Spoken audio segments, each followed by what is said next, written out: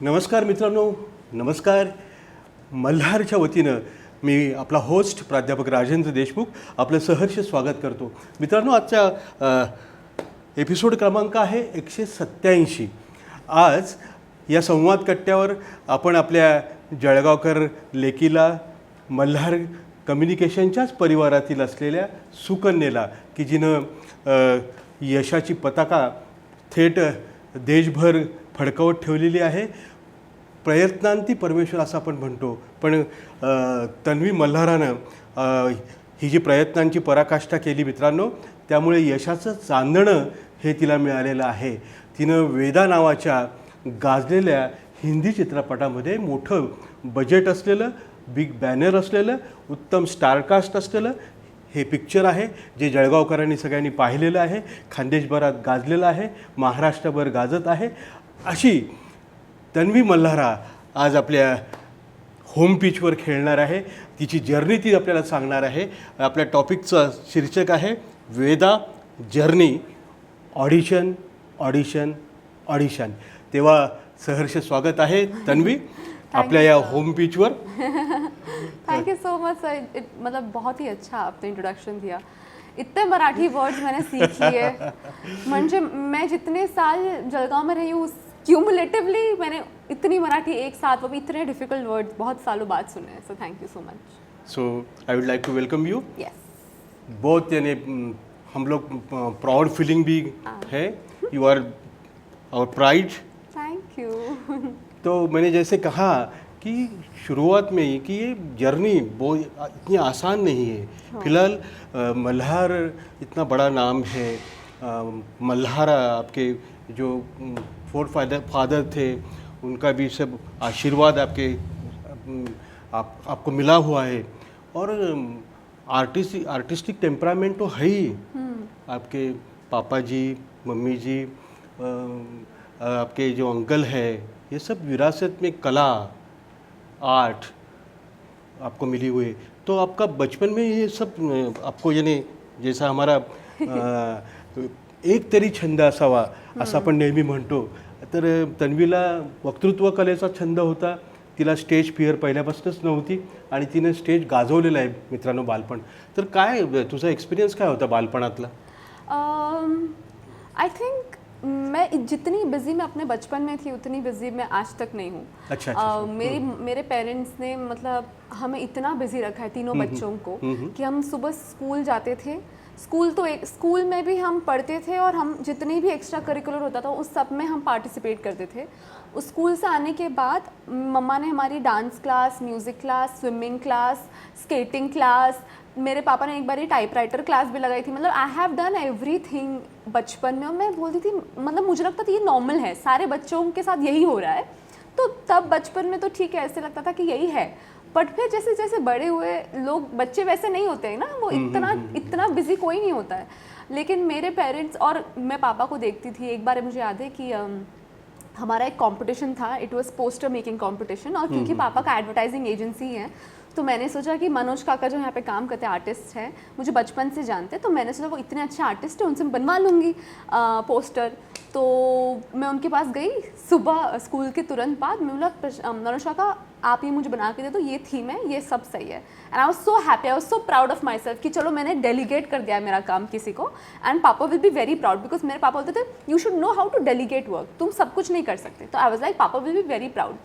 सो मैं शाम को आती हूँ, my dad is sitting with me and mamma भी है. और मैं पापा को बोलती हूँ, पापा आप मेरा पोस्टर देखोगे, you will be like wow Tanvi तुमने क्या काम किया है, you know. And then I show him, is like very good, बहुत अच्छा काम किया है. मतलब पापा मैंने मनोज काका को बोला था, उन्होंने करके दे दिया. एंड ही इज़ लाइक, तुम्हारा कॉम्पिटिशन है? मतलब हाँ. तो ये तो आप सबमिट नहीं करोगे? मतलब पापा क्यों, आप तो बोलते हो ना कि दूसरे भी कर सकते हैं. मतलब नहीं, वो अलग है, दिस इज़ योर कॉम्पिटिशन, तुम्हें बनाना है. तो मेरा पापा कल है कॉम्पिटिशन में, आप भी रात को 10 बजे कैसे बोलोगे आप मैं करूँ? बोले कोई नहीं, हम सब रात भर बैठेंगे और तुम्हें हेल्प करेंगे, लेकिन पोस्टर तो तुम ही बना रही हो. सो हम रात भर बैठ के मैंने वो पोस्टर बनाया, मेरे रो के, मतलब ये क्या हो रहा है मेरे साथ. पर हमने सुबह के 3-4 बजे तक पोस्टर बनाया और उसमें मैं थर्ड आई. पर मैंने पापा को बोला कि पापा अगर मैं मनोज का पोस्टर दिखाती तो मैं फर्स्ट आती. तो पापा बोले वो बात नहीं है, पर कंपटीशन तेरी है, तुझे ही जीतना है, तुझे ही काम करना है. सो ऐसी बहुत कहानियाँ हैं मेरे घर पर कि हमारे घर पर इतना इम्पोर्टेंस देते हैं to performing, to stage, to making people smile. तो जब भी मैं ऐसे स्टेज पर जाती थी मेरे पापा बोलते तो किसी को हंसा के आए, लोग हंसे तेरे जोक्स पे, मतलब हाँ पापा हंसे, बोले गुड गुड जॉब। सो यही बातें होती थी हमारे घर पे कि क्या परफॉर्मेंस है, क्या सीखना है।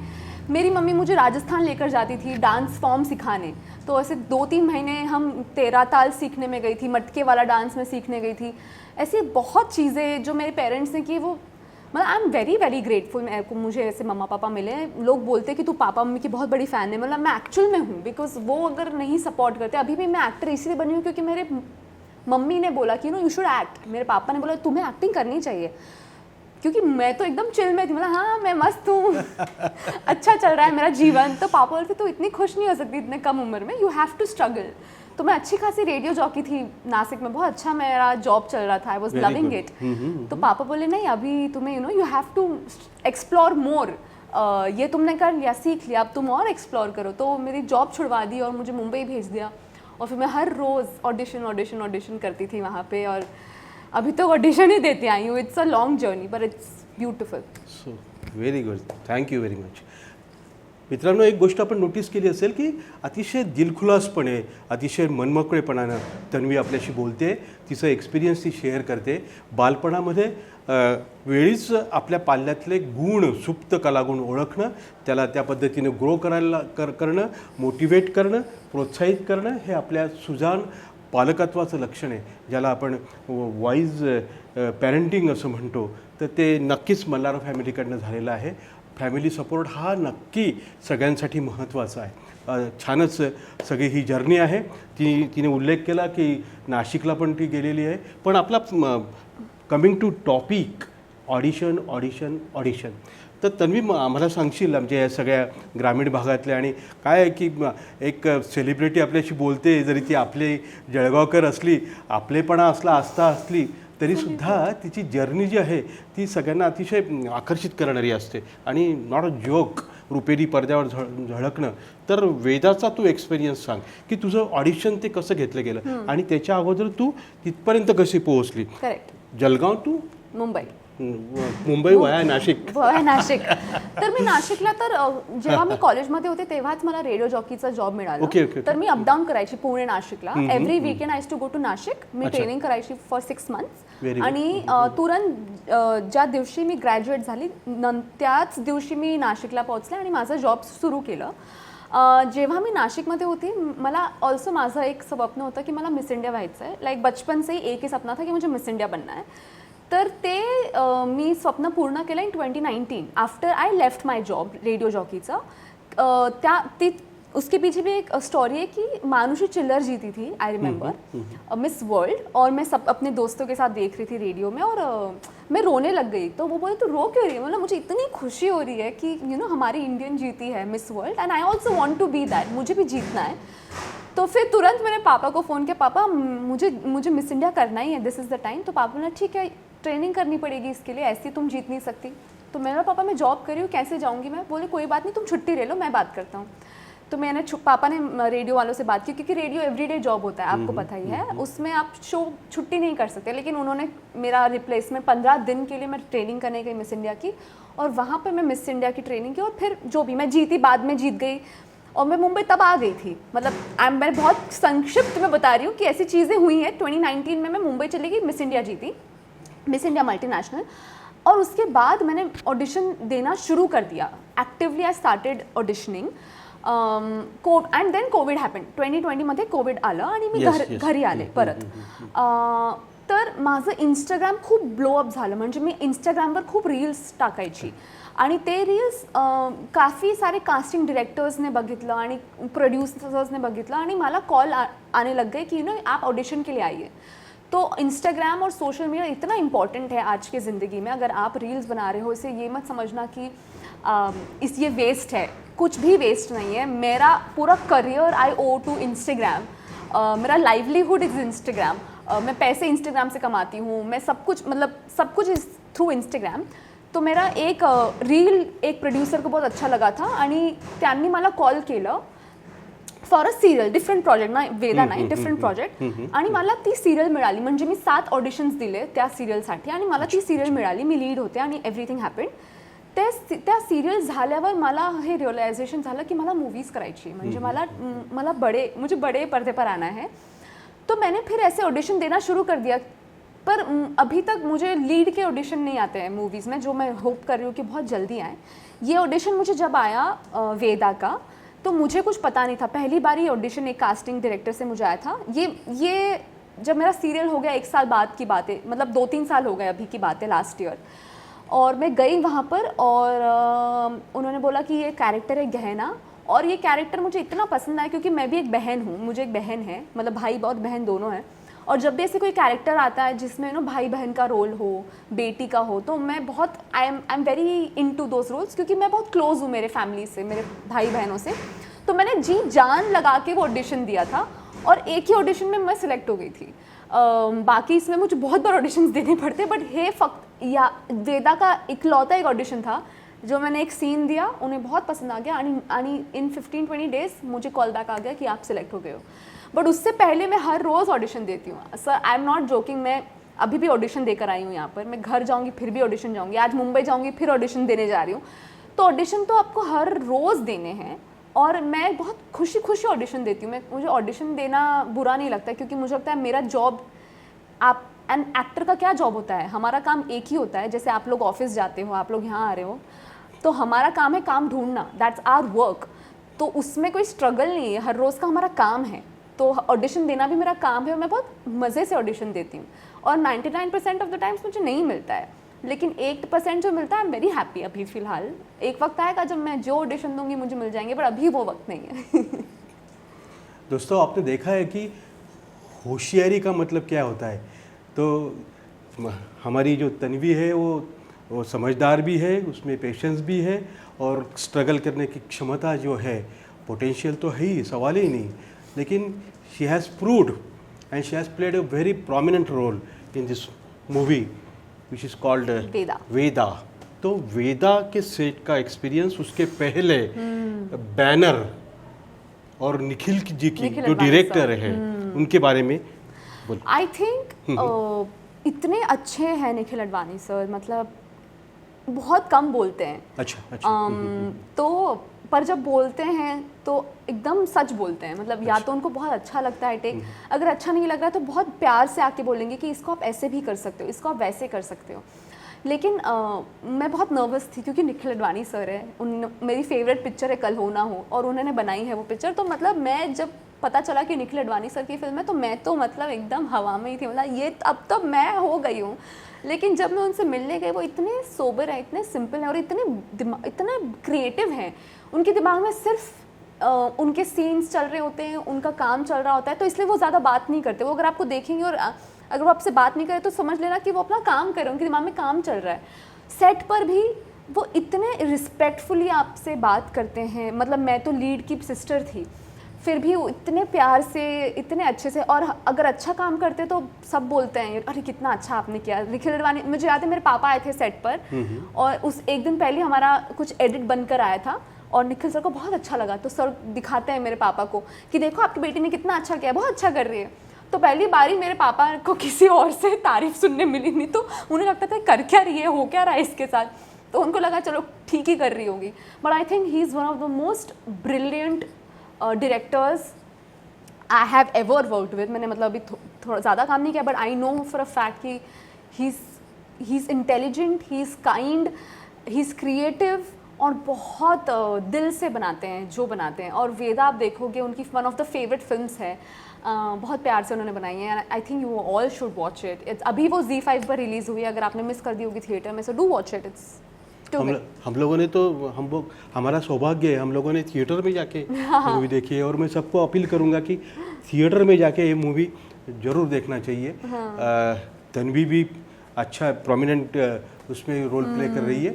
तो कमिंग टू गहना, जो आपने role, length of character that is different, वो मायने नहीं रखना, लेकिन जो किया है काम वो बहुत ही प्रशंसनीय है. Thank you. क्या बात है. तो अलग अलग शेड्स से और वो लीड कास्ट वाली जो बात है, शर्वरी वाघ ने जो, उनके बारे में भी वो जो को स्टार है आपके, बहुत अच्छी है। जॉन अब्राहम, बहुत बड़ा नाम है भाई। मुझे याद है मैं और शर्वरी हमने बहुत वर्कशॉप्स किए साथ में। मतलब इस फिल्म के लिए ही हमने डिक्शन के लिए वर्कशॉप किया था। तो हम बहुत दिनों तक हम हर रोज़ मिलते थे और हम रोज़ इस स्क्रिप्ट पे काम कर रहे थे। तो हमारे बीच में एक्चुअल में वो सिस्टरली बॉन्ड हो गया था। वो मेरा सेट पे इतना ख्याल रखती थी, मैं उसका ख्याल रखती थी। तो इट वाज लाइक म्यूचुअली। अभी शर्वरी की life has gone so up and I am very proud of her. मतलब उसकी पिक्चर 100 करोड़ से आगे चली गई, उसे एक बहुत अच्छी पिक्चर मिली है। So she is doing magnificently. और जॉन अब्राहम सर तो मतलब ही इज़ वन ऑफ द, ऐसा लगता है कि वो इज़ द स्वीटेस्ट मैन। ऐसा लगते हैं वो बड़े हैं और एकदम ऐसा कि उनके सामने कौन जा पाएगा, but he is one of the most approachable actors. और बहुत ही अच्छा। मेरा उनके साथ कोई सीन था नहीं, मैं बस एक बार में बस उनके स्पेस में खड़ी हूँ। बट मैं मतलब आई एम वेटिंग कि मैं कभी ना कभी उनके साथ सीन भी परफॉर्म करूँ। बट जितना मैंने देखा दूर से ही, but he is very nice. वो प्रोड्यूसर भी हैं मूवी के। तो दोस्तों, हम वेदा के जर्नी के साथ साथ तन्वी जी की जर्नी भी जानना चाहेंगे। और वो वैसे वो भी बोल चुकी है, बता चुकी है। लेकिन तन्वी, ये मूवी जो है उसके प्लॉट के बारे में, स्टोरी के बारे में ज़रा बताइए। स्टोरी तो सबको लगता है ये एक्शन फिल्म है, लेकिन ये एक बहुत ही होलसम पिक्चर है जिसमें बहुत सारे इमोशंस हैं। एक्शन तो है ही क्योंकि जॉन सर हैं, लेकिन इसमें इमोशंस हैं, इसमें मतलब फैमिली के ऊपर इम्पोर्टेंस है। इसमें दलित, हम दलित प्ले कर रहे हैं फ्रॉम राजस्थान। तो कैसे दलित को उनका स्टैंड मिला बहुत सालों बाद, after being put down for so many years. तो कैसे वो फाइनली वो जीतती है वो बैटल शर्वरी की, मेरे भाई को मार दिया। सॉरी फॉर इंटरप्शन, ये थोड़ा ये भी ना ट्रेडिशंस, थोड़ा कस्टम्स के ऊपर भी है। हाँ। और स्ट्रगल भी है। करेक्ट, स्ट्रगल है, पावर स्ट्रगल है। इंटरकास्ट मतलब पूरा वो है, मतलब इंटर रिलीजियस वो भी है उसमें। मतलब मेरा भाई जो दलित है वो एक ब्राह्मण से प्यार कर लेता है। तो उसके वजह से पूरा ये मूवी बन रही है कि कैसे एक शूद्र ब्राह्मण से प्यार करने की हिम्मत कर सकता है। मतलब फिल्म में तो ऐसा भी है कि दलित सेम पानी भी नहीं पी सकते थे। मतलब मेरी बहन पानी पीने जाती है तो वो चुपके से वो पानी पीती है और सोचती कि कहीं देख ना ले मुझे कोई, क्योंकि वो दलित है, वो मतलब वो कास्ट से है। तो इस लेवल का होता है और अभी भी होता है, बहुत सारी जगह होता है। और हमारी जो स्टोरी है वो ट्रू इवेंट्स से मतलब इंस्पायर्ड है। राजस्थान में ऐसे बहुत चीज़ें हुई, बहुत इंसिडेंसेस हुए हैं जहाँ पर जब लोअर क्लास किसी हायर क्लास से इंटरेक्शन करती है, प्यार करने लग जाते हैं, तो उनको मार दिया जाता है। मतलब सोचा भी नहीं जाता एक सेकंड के लिए भी। तो यही है स्टोरी कि कैसे हमारा भाई मर जाता है क्योंकि वो उसकी गर्लफ्रेंड जो हमारे क्लास की नहीं होती, वो शी इज़ अ ब्राह्मण, ऊपरे जात्री है वहाँ से। हमारा डायलॉग है कि समाज वाले क्या बोलेंगे हैं। तो क्योंकि वैसा हो जाता है, तो ये स्टोरी पूरी उसके अराउंड रिवॉल्व करती है। मित्रांनो, नाटक असेल, तुमचा सिनेमा असेल, ही जी प्रोसेस आहे ही फार सोपी नाही आहे. फार त्याच्यासाठी खूप कष्ट घ्यायला लागतात, प्रचंड पैसाही त्यात टाकायला लागतो. अशा वेळेस समाजाला काही मेसेज देणं आणि तो सुद्धा पॉझिटिव्ह आणि क्रिएटिव्ह असणं हे फार महत्त्वाचं आहे. पथदर्शी असणं हे पण फार महत्त्वाचं आहे. तर तन्वी, आम्हाला सांगा की काय मेसेज ही मूवी कॅरी करते? यही मैसेज है कि इंसान को, दूसरे इंसान को इंसान की तरह देखो। रिलीजन जो है आप घर पर फॉलो कीजिए, ह्यूमैनिटी आप बाहर फॉलो कीजिए। अगर आपको मेरे हिसाब से देखो, मतलब मैं ही हूँ ऐसे देखूंगी तो मैं आपको कभी डिसरिस्पेक्ट नहीं करूँगी, मैं आपको कभी बुरा नहीं बोलूँगी। तो ऐसे हर इंसान को, दूसरे इंसान को वैसे ही देखना चाहिए। किसी की गलती नहीं होती, कोई किसी के परिवार में पैदा हो या ये कोई डिसाइड थोड़ी करता है। तो बस रिलीजन की वजह से, कास्ट के हिसाब से आप किसी के साथ भेदभाव नहीं कर सकते। ये आपके पास कोई राइट नहीं है, आप भगवान नहीं है। तो बस यही मैसेज है कि humanity should be practised openly and religion should be practised at home. क्या बात है, बहुत अच्छी, बहुत अच्छी, वेल सेड। तन्वी, बहुत सारे हमारे जो एमेट्योर आर्टिस्ट है, जो कुछ इस ग्लैमरस फील्ड में आना चाहते हैं, और जी ये जो ऑडिशन हमने 3 बार लिखा हुआ है, ऑडिशन ऑडिशन ऑडिशंस, ओके, तो ये ऑडिशन का तंत्र क्या है और कैसे फेस करना चाहिए, कैसे सक्सेस उसमें मिलना चाहिए, प्लीज़। ऑडिशन आप स्किप नहीं कर सकते।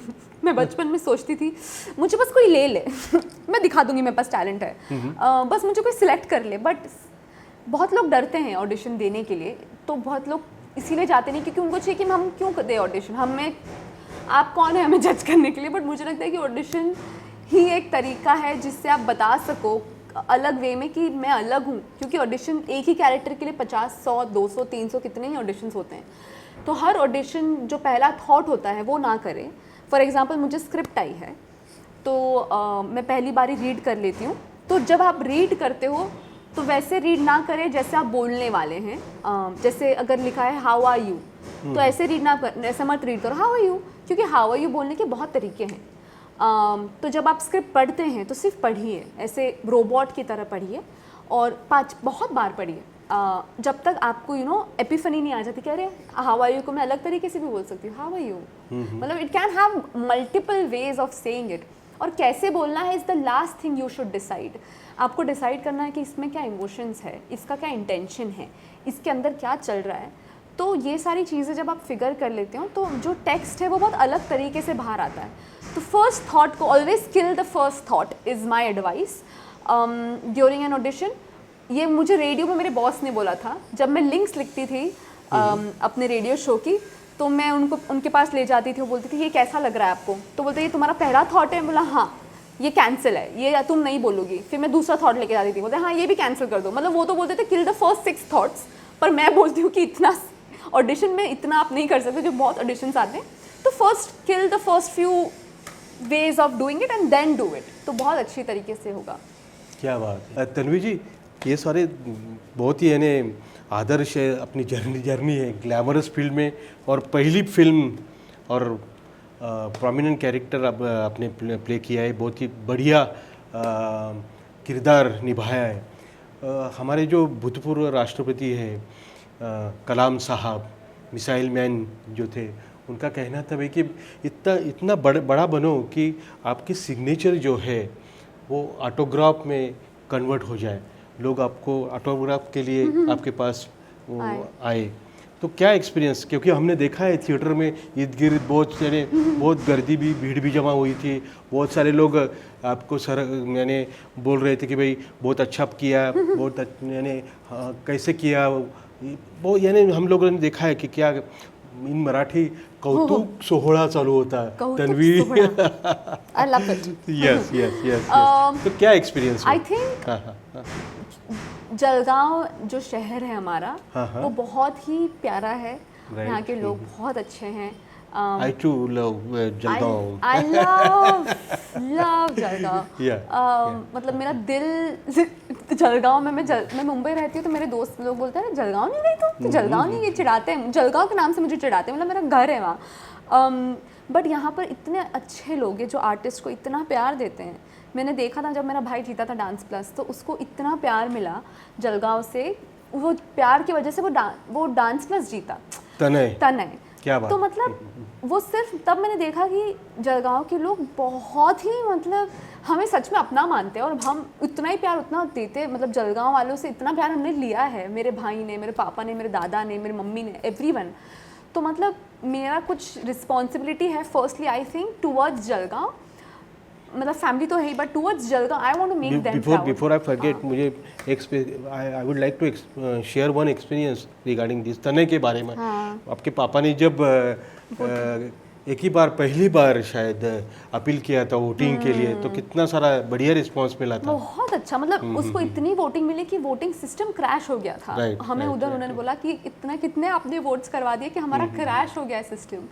But that's the beauty of living in this beautiful place called Jalgaon. तो मेरी मतलब हमारी सबकी एक रिस्पॉन्सिबिलिटी है टूवर्ड्स जलगांव। मेरे पापा आज भी मुझे बोलते हैं कि अगर तू जितना भी कमा रही है उसमें से कुछ part you have to give back to Jalgaon. तो तू या तो यहाँ पर मेरे पापा मुझे रैंडमली कॉल करते हैं, तन्वी तुमने ये कमाया, मैं उसमें से ये पार्ट ले रहा हूँ, मुझे गार्डन बनाना है। मैं पापा आप अपने पैसे लगाओ, मेरे क्यों लगा रहे? तो पापा बोले no, if you started earning you better give it back. तो ये तुम्हारी आदत होनी चाहिए। तो मतलब first we have that responsibility of giving something back to Jalgaon. तो मैं बस चाहती हूँ कि I do such great work, both हमारी, मैं और मेरा भाई हम इतना अच्छा काम करें कि we give something back to Jalgaon, so that Jalgaon हमारे नाम से जाना जाए। मतलब हमारा होल, मेरा तो यही पर्पज़ है ऑफ लाइफ। और जो जलगांव थिएटर में, वो मतलब सोचो कि मैं एक साइड कैरेक्टर हूँ, उसके वजह से भी उन्होंने मेरे पिक्चर्स लिए, और मेरे लिए बहुत अच्छा मोमेंट था, क्योंकि मैंने देखा था मेरे भाई के साथ ऐसा होता है हमेशा ही, तो मेरे साथ भी हो रहा था। तो मैं तो मुझे तो बड़ी मज़ा आ रही थी। क्या बात है, क्या बात है। तन्वी, फिल्म मेकिंग, ओके, और प्रोसेस ऑफ मेकिंग वेदा, हाँ, तो आपने जैसे मेंशन किया कि भाई रील्स बनाना है, हाँ। इंस्टाग्राम में थोड़ा सा प्रॉफिट मेकिंग, मनी मेकिंग, इसके बारे में क्या टिप्स देंगे आप? जो इंस्टाग्राम ऑलरेडी कर रहे हैं, सोशल मीडिया ऑलरेडी कर रहे हैं, मेरा बस यही है कि करते रहिए। ये मत सोचिए कि मुझे कब इसका बेनिफिट मिलेगा, बिकॉज मिलेगा। मुझे अगर मिला है तो सबको मिल सकता है। बस कंसिस्टेंटली वो करते रहिए, और वैसा टॉपिक चुनिए जो आपके लिए काम ना लगे। जैसे मैं जो कंटेंट बनाती हूँ वो मेरे लिए बहुत एफर्टलेस है। क्वांटम मायने रखता है, बिल्कुल। हाँ, that carries a lot of importance. It does. And वैसा सोचिए कि अगर आप मैं अगर फैशन कंटेंट बनाने लग जाऊँ तो मैं 3 बार बनाऊंगी, मैं 5वीं बार नहीं बनाऊंगी, क्योंकि वो मेरा जॉनर ही नहीं है, वो मेरा स्किल सेट ही नहीं है। तो आपको अपनी स्किल्स को पहचानना है। अगर आप नहीं समझ पा रहे कि आपकी स्किल्स क्या है, just ask your parents, ask your best friends, ask anyone who knows you. वो आपको बताएंगे कि लिसन, तू इसमें अच्छा है, तू बातें करने में अच्छा है, तू ड्राइंग करने में अच्छा है, तो जो व्हाटएवर, और उसको बस आपको कैप्चर ही तो करना है। आजकल मोबाइल में हर चीज़ हो जाती है। मोबाइल में अगर पिक्चरें बन रही है, उसमें ऑस्कर्स जीत रहे हैं लोग, तो हम तो रील्स बना ही सकते हैं। तो कंसिस्टेंटली मेक श्योर कि आप काम कर रहे हैं, और वो हर कंटेंट का ऑडियंस होता है। ये मत सोचिए कि कौन देखेगा, हर एक कंटेंट का एक टाइप ऑफ ऑडियंस होता है, और आपको वो मिलेगा ही। और जब आपको आपका ऑडियंस मिलता है, वो आपको इतना प्यार देते हैं कि ब्रांड वाले आपको बोलेंगे कि भाई मैं तुझे पैसे देता हूँ, मुझे बस इन तक पहुँचा दो। तो आप बस काम कीजिए, brands will come to you, और you get associated with an agency. Either ways it's a very good tool to make business, to make contacts, to reach more people and make a difference. बहुत अच्छी, बहुत अच्छी। Quantum और साथ quality भी of course, you can't make anything.